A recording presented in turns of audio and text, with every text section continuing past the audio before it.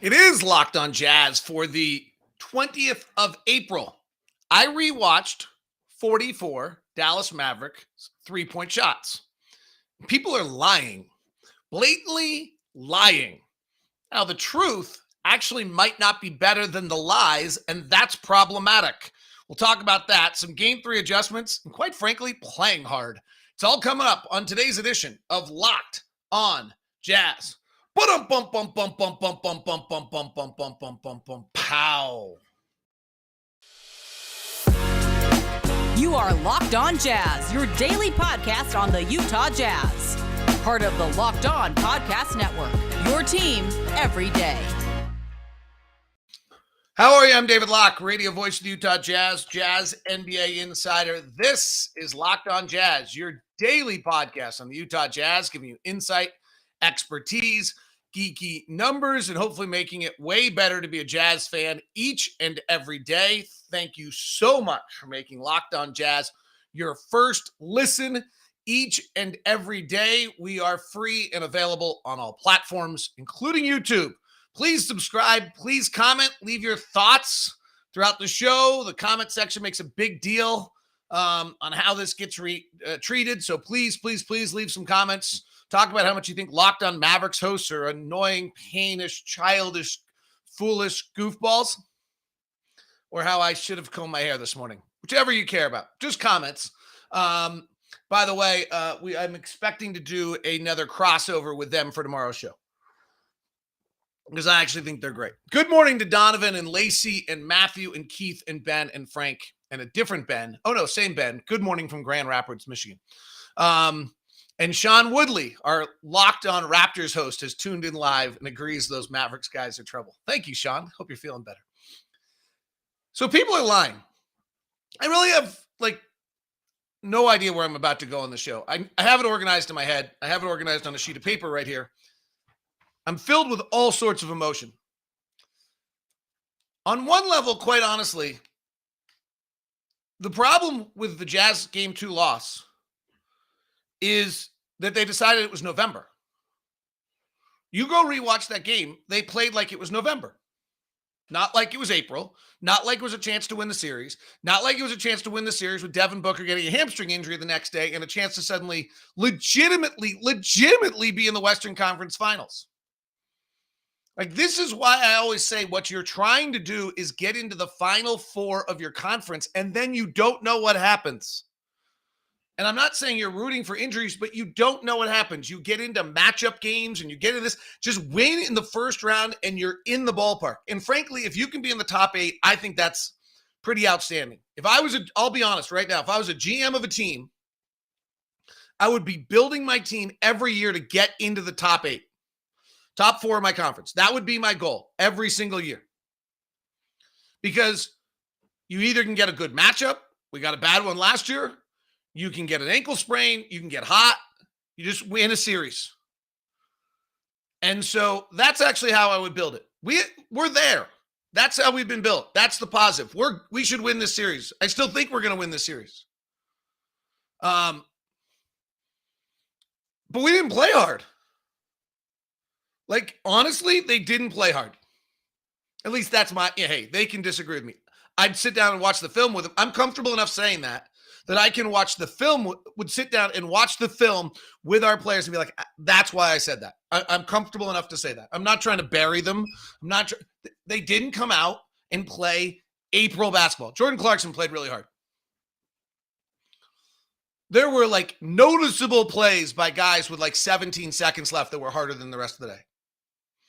And so as I'm about to go on a rant about people lying, just blatantly lying, I don't want it to distract from the bottom line that they weren't good enough on game 2 to win that game, right? Mike Conley, we need more. He got he wasn't great to start, and then he usually finds a rhythm and got totally disrupted by foul trouble and never got going. Jordan Clarkson's 5th foul derailed the game. Our defensive rotations, as I'm about to show you, were horrendous. And our inability to just be focused and attached and intensely engaged defensively was the problem. Here's where people are lying. There were 3 in a row, easy to watch the final 5 minutes and react like it's the whole game, maybe 4, depending on your point of view, times in which they had dribble penetration, Rudy came over, they kicked to the corner, and someone hit a 3. 3 of them. Out of 47 3 attempts, it's 47, not 44. Out of what 22 makes? 3. Yeah, I listened to, I'll say it, Chris Vernon just foolish on his little ringer thing the other day. Just completely not true. I watched that. No, you didn't. Because if you did, you didn't watch it. It's not true. It's damaging, though. That's what bothers me. It's honestly, probably I'm too close. It's basically insinuating that our coaching staff is incompetent. They're human beings with jobs and families, and you're making crap up. It's damaging to their lives. It pisses me off. Here's the truth. Here's the truth. Now, this will be exciting. This is, they should make fun of me and rip on me for doing god-awful, boring podcasts. Because we're about to run through 47 three-point shots. No, we're not going to run through all of them. But let's look at them. Here's the first quarter. Okay? And in the first quarter, there's one that I would classify as either because Gobert is playing drop coverage, which he is, and they get an off-the-bounce 3, which they're not good at, by the way. They have Spencer Dinwiddie and Jalen Brunson. Let's pull it up. Let's get the facts. It's a really crazy thing to mix into your NBA coverage. It's some facts. Jalen Brunson took 80 off-the-bounce threes this year. He hit 31%. Spencer Dinwiddie took 47 since he came to Dallas. He made 36%. Luka Doncic took 492 and made 36%. Only Trae Young took more. And so, yes, they didn't have the opportunities. It's also not what they do. So playing drop coverage seems like a pretty good idea. Now, let's get to the facts for a second. Jalen Brunson comes off a Powell pick and roll. Royce O'Neal goes under the pick, which is not usually our game plan, so I'm surprised by that. And then Powell does a wonderful job that when Royce goes under the pick, he actually walks him down even further. You can't go under on them because Powell will walk you down. He's really good at it. And the 3 is wide open. Okay, we can call that on Rudy's drop coverage.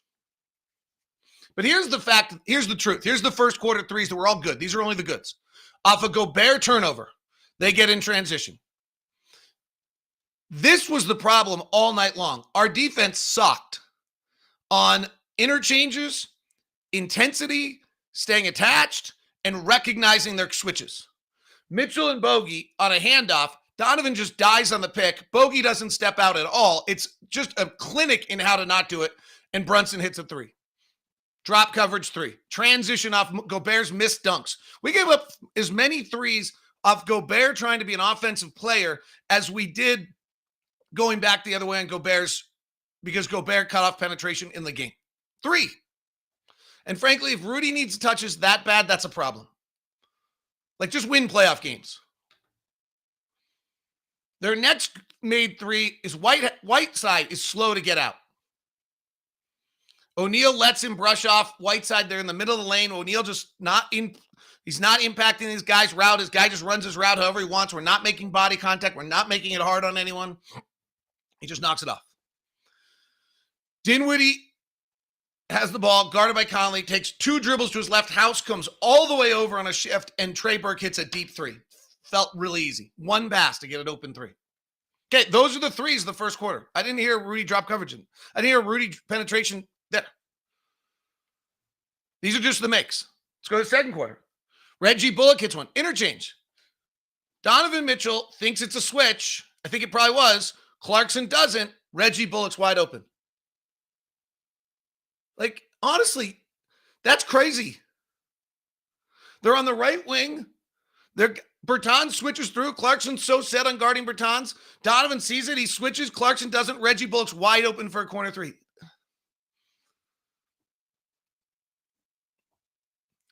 Kleba hits a catch and shoot three because Whiteside's in the lane, just standing in the lane. Bogey and Gobert go with Josh Green on a drive. Josh Green, their worst offensive player, drives, and Bogey and Gobert both go with him and leave Jalen Brunson open for a three. November mistake.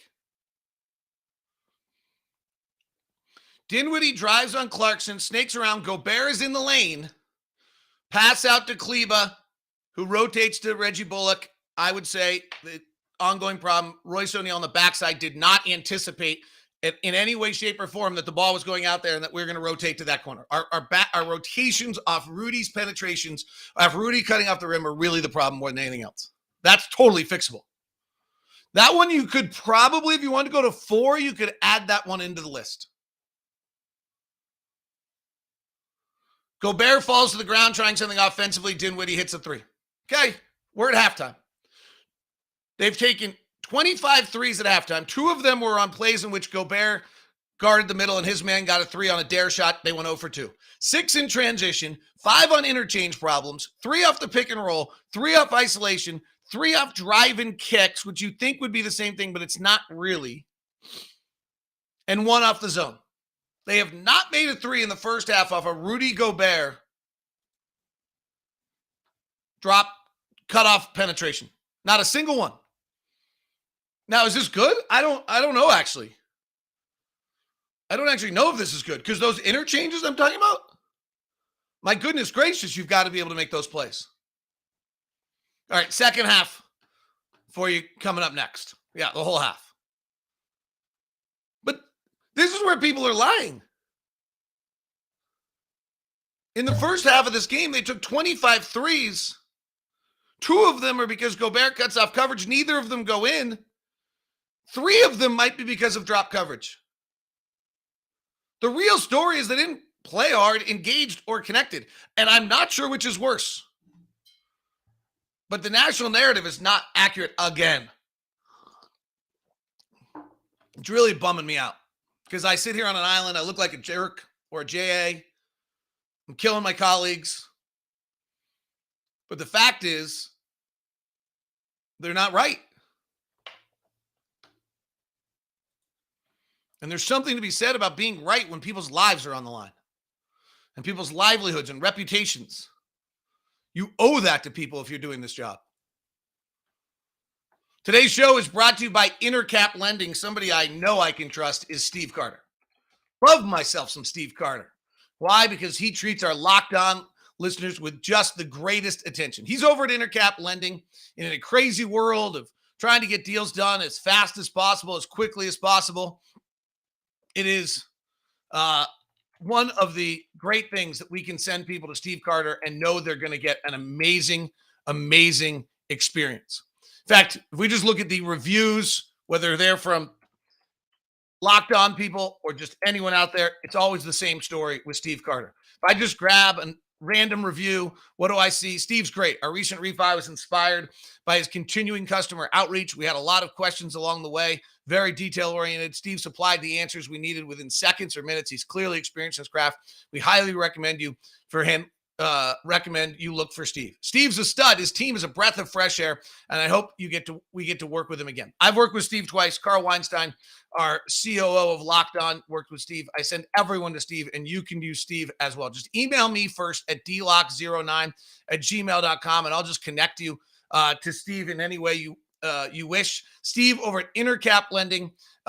We make sure you have a absolutely fabulous experience with Intercap. Or if you don't want to use me, I totally get it. You just tell them you're with Locked On Jazz and you can get the corporate discount. You can call Steve directly. His number is 385-800-8528. 385-800-8528. Intercap Lending, NMLS number 190465. For more information, visit intercaplending.com. Today's show is also brought to you by Shady Rays. It's an independent sunglass company that gives you features of $200 sunglasses for a fraction of the price. That means polarized lens, well-constructed durable frames, and premium high-end finishes. Also, something you won't find anywhere else is Shady Rays' insane protection program. You lose or break on any pair. They'll send you a brand new pair if you lose them, no matter what happened. Give them a try. If you don't love them, you'll pay nothing. It's as simple as that. 10 meals are donated right here. I got my Shady Rays. And look what it says when I open it up. Pretty cool.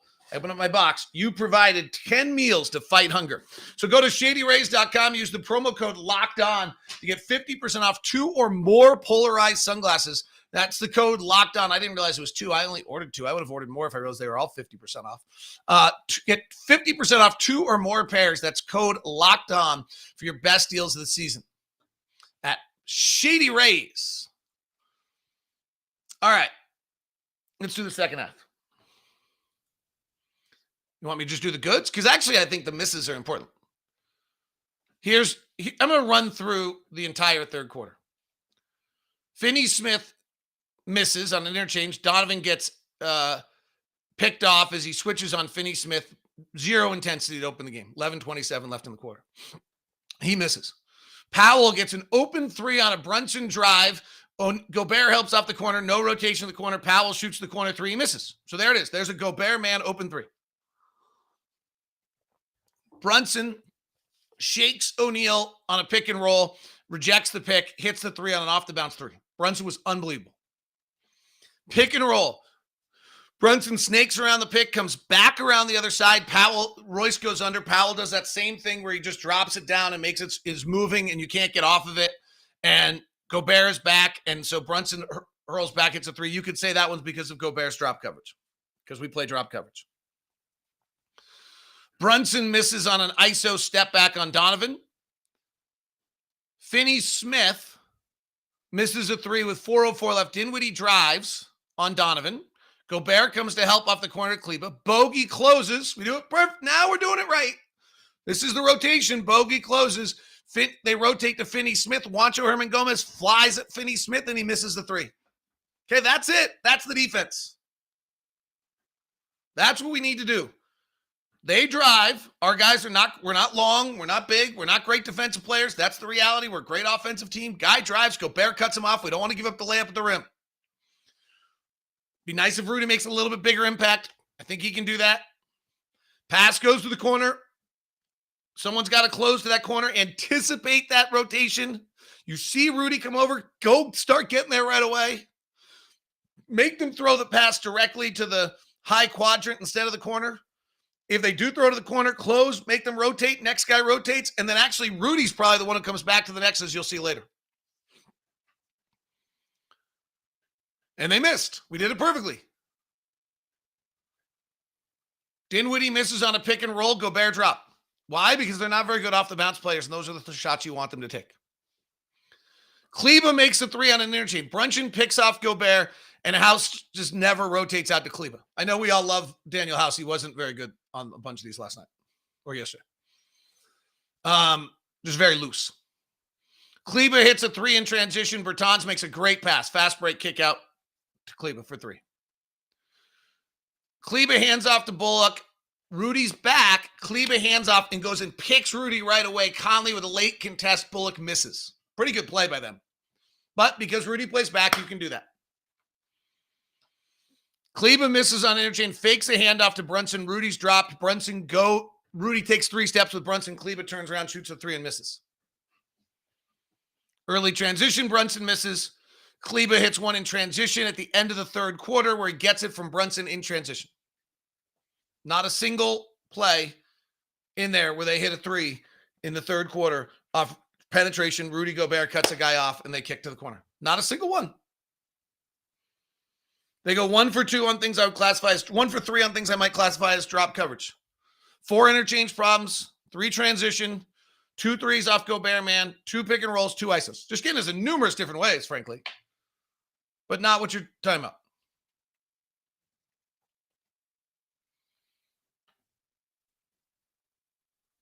Fourth quarter. Kleber hits it. First thing that happens in the fourth quarter is they hit 6 straight threes. 9:38 left. Kleber hits a 3 off a handoff. Bullock comes off a Kleber pick. Donovan dies on the pick. Gets hit, dies. Kind of comes off it. Not a lot of intensity. Nobody switches. Nobody Whiteside's in. Whiteside's back. Nobody makes a reaction to it. They hand it back. Bullock fakes a three. Everyone kind of stops thinking Bullock's going to shoot. He flips it back to Kleber's wide open for three. No one switches back. No one makes a contest. He hits it. We play a zone defense. Reggie Bullock gets a super easy corner three. Dorian Finney-Smith hits a three on a driving kick. Brunson drives on Clarkson. Gobert helps. They pass to the corner. Donovan closes. They pass to the top. O'Neal closes. They pass the top. Finney-Smith catches. Gobert's there. They now ISO, and Finney-Smith hits the three over Gobert. That's not a drive and hit an open three. That's Finney-Smith has Gobert guarding him at the top. That's going to happen. He jabs twice, and he hits it above the break three, which I'm not sure is a – Finney-Smith is great right now, but I'm not sure that's a super high percentage shot. We're at the 5-minute mark of the fourth quarter. They do not have a single three in this game. On a drive, Gobert close, kick. Not a single one. Now they get three in a row, and that's all anyone wants to talk about. Legitimately an issue, but the bigger issue is bad interchanges, bad switches, bad connectivity defensively. Much bigger issue. All solvable. We'll win this series. Why we came out and played like November is just more disconcerting because it's there.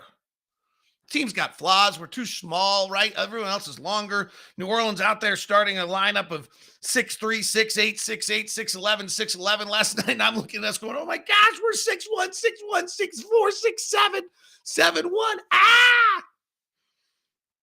Like New Orleans goes and beats Phoenix. I don't know. We beat New Orleans. They're like huge. Sure we do, but they're huge, right? We're small. Like we got 6'1". Phoenix starts 6 foot with Chris Paul, and then they go 6'5", 6'6", 6'6". They're not that big, but they're so active. We're not as active. Here's the three. Brunson drives, left on house. Gobert shadows, kick to Kleber, and honestly, Bogey's rotation is really late. That's the problem there. The rotation's got to assume that corner. Dinwiddie drives on Mitchell. Gobert helps. Kleber hits a corner three. Bogey gets caught in between two guys and does actually a little bit of nothing. Like, I get what happened to him. He saw Dinwiddie drive, and Dinwiddie kind of peeked up to the high quadrant, and Bogey didn't know which one to go to, and he was waiting to see the pass to see where to go to. I don't know enough about defense, but I would just say go to the corner and force the pass up to the top. House gets buried in the backcourt. Brunson gets to his left on Donovan. Gobert comes over. Finney-Smith hits an easy three. It was bad. We were playing 4-on-4 at that point because Bullock and Brunson were back in the back. Bullock and House were in the backcourt. Then Finney-Smith misses on one. Kleber misses on one. Great close by Donovan with 57 seconds left. Best close of the game happened by Donovan Mitchell with 57 seconds left. If you actually want to talk about good closes on three-point shooters, I would go like there might have been three all game. 57 seconds left by Kleber. Juancho Hernan-Gomez's close was all right, and Conley kind of had a close. He's 6'1", so his impact's limited. Let's get another piece of truth here for a second. Again, I'm not sure that the truth is actually good. It's just not what people are saying. Maxi Kleber's threes. First one comes on an interchange. Whiteside is slow to get out. O'Neal lets his man brush off Whiteside after the switch. We talked about that. Kleber misses a three where Brunson has a pick and roll, throws back out to Kleber. Boyan's guarding both Finney and Kleber. This play, actually, I almost sent out on Twitter last night, but I didn't want to I don't know. I just didn't send it out. I downloaded it. It's so bad. We have four guys. I'm not sure they could impact it, but we have four guys who just stand still. House doesn't move. Whiteside doesn't move. Donovan's really in the corner, doesn't move at all. But like four guys don't even move. Kleber misses. Second quarter. Maxi Kleber hits a three on a catch and shoot. Whiteside's in the lane. It's an easy pass. Whiteside's playing drop. It's how he plays, shooting 18% from threes since the All-Star break. He makes that one. Okay, so at halftime, Maxi Kleber's 1 of 3. He hasn't gone bananas on us yet. Kleber with 2:56 left in the third when he starts to get hot. Brunson picks off Gobert. House doesn't close out to Kleber on an interchange. It's good. Transition, Bertans gets it to Kleber for 3. It's good. Fakes a handoff to Brunson. Rudy is in drop. Goes Brunson. Kleber misses. Transition, Kleber hits it. It's good. None of these Kleber threes are coming off of what everyone says they are.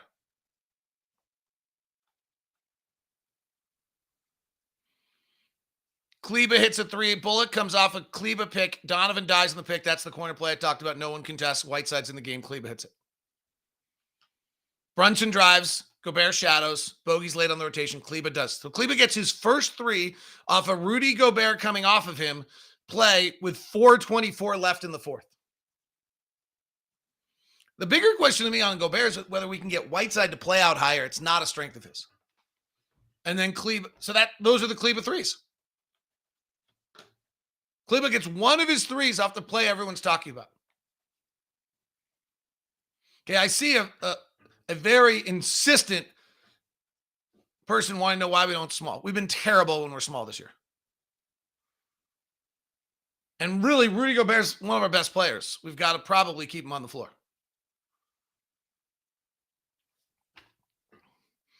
Here's the bottom line. Dribble penetration, it's an issue. We're not great on the ball. Defensive rotations are a bigger issue. If we're not great on the ball, we got to have a defense rotation. Transition defense was an issue. They got out in transition. They got a lot of threes in transition. Absurdly hot, crazy hot, non-replicable shooting is an issue. None of them matter if you don't play as hard as you can. And then we didn't play as hard as we can. We just didn't, I don't think. I think our guys have more in them. Now, we came out in game 7 against Denver pretty soft in the bubble. So, we're not, you listen to the commentators talk about Miami and all their undrafted players and their play hard. We've talked about it a lot. Juancho Hernangomez and Danielle's House's energy has been obvious this year. Like, that's kind of an indictment as much as it is a compliment to Juancho and Daniel. We were brilliantly talented team. We're not Pat Beverly play hard. Ricky Rubio and Jay Crowder had to play really hard because if they don't play hard, they go home. We don't have that. Our guys are really good. But we need a little of that. And that's, part of it. All right, some adjustments for game 3 and some of your questions as we continue today. Today's show is brought to you by Built Bar. I'm such a slob. Every time I do a Built Bar ad, I look around to see how many wrappers I might have laying around today. Oh my gosh, mint marshmallow puffs. Oh, how can I keep ordering more and more Built Bars? I can because I'm about to. Mint marshmallow puffs, yes! 17 grams of proteins on 130 calories. I didn't even know this was out. I just went to built.com to see it. Oh, that is great. I just bought so many, though. I bought all the churro puffs, and I bought all the coconut marshmallow puffs. Mint marshmallow puffs, those would be amazing. All right, sorry, this is an internal problem I'm dealing with. You don't have to worry about it. But it's 130 calories, 2.5 fat grams, 4 net carbs, 4 sugar, 6 grams of fiber, and 17 grams of protein. It is Built Bar. It is the protein bar that tastes like a candy bar. And frankly, mint marshmallow puffs are candy bars. They're amazing. 130 calories, 17 grams, and use the promo code LOCKED15 to get 15% off. That's LOCKED15 to get 15% off at built.com. If you want a recap of the night's action in Major League Baseball, you can go to Locked On Now or Locked On NBA, the playoff recap. Also, the Ultimate Mock Draft is out. Absolutely fabulous show. It's one of the best things we put out every year. Go search your podcast players for the Ultimate Mock Draft. All right. So adjustments. The play hard, I would also argue, is on the offensive side. We're at home, transition. There were just a lot of, I counted in the third quarter when Mike Conley got in foul trouble. We had 9 possessions in which I felt like at some point early in the possession, we just stood still before we got started. It's not really what Quinn, I think, wants offensively.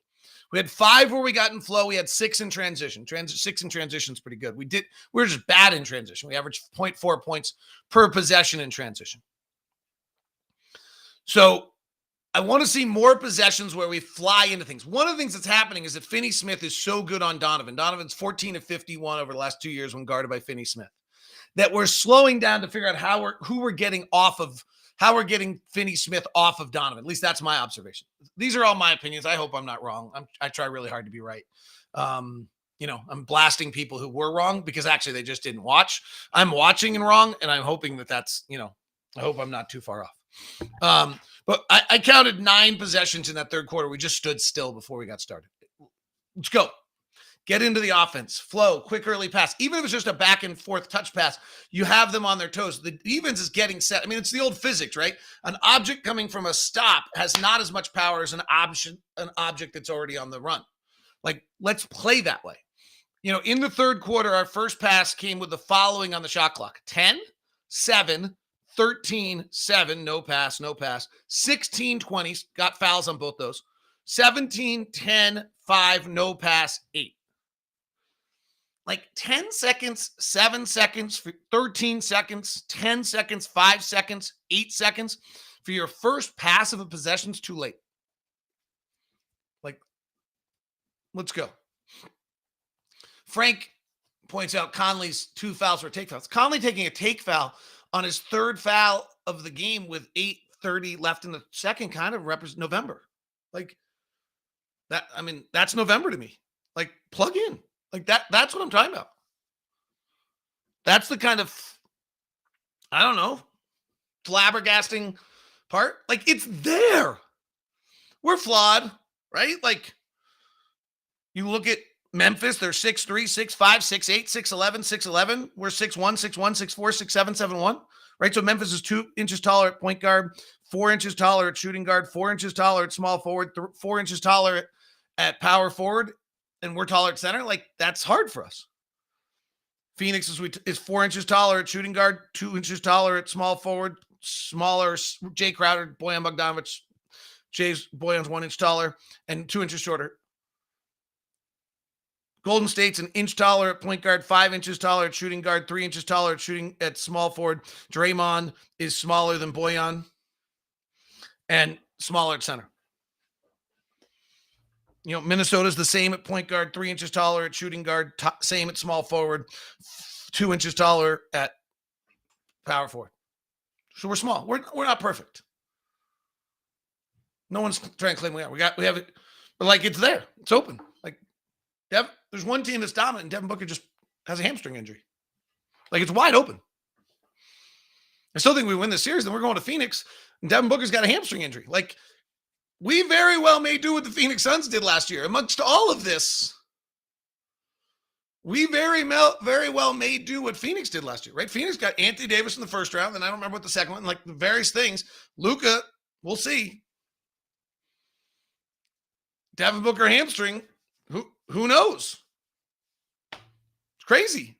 As like despondent as I kind of frankly am here, like, I could do a pep rally too.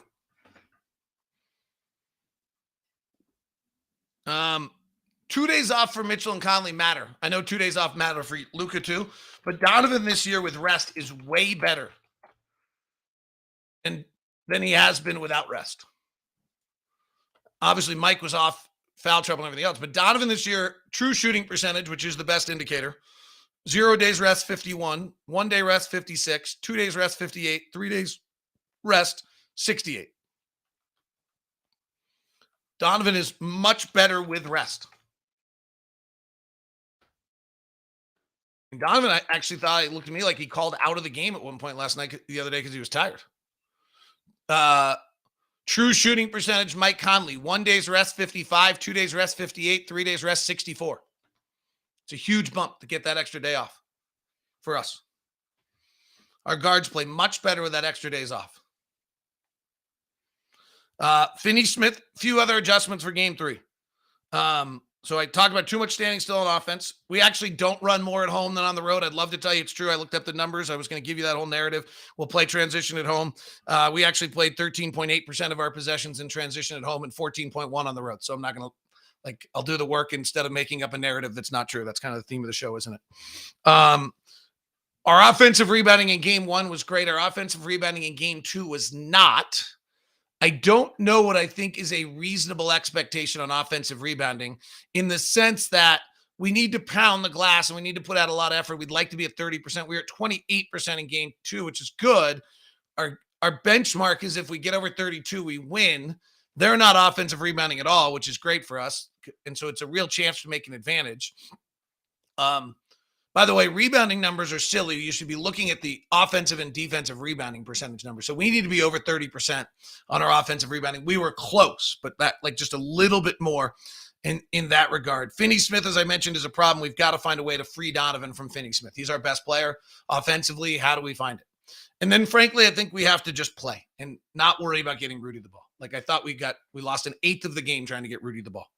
And it led to 3 transitions the other way. I think, in fact, in much of anything, trying to get Rudy the ball offensively got them going in transition and got the crowd going. All right. Those are my thoughts. Hope you enjoyed. It is Locked On Jazz. Go listen to the ultimate mock draft and have some time getting ready for football. An incredible 5-part series show getting you ready for the draft. Or go listen to Locked On Mavericks and go and leave comments in their chat.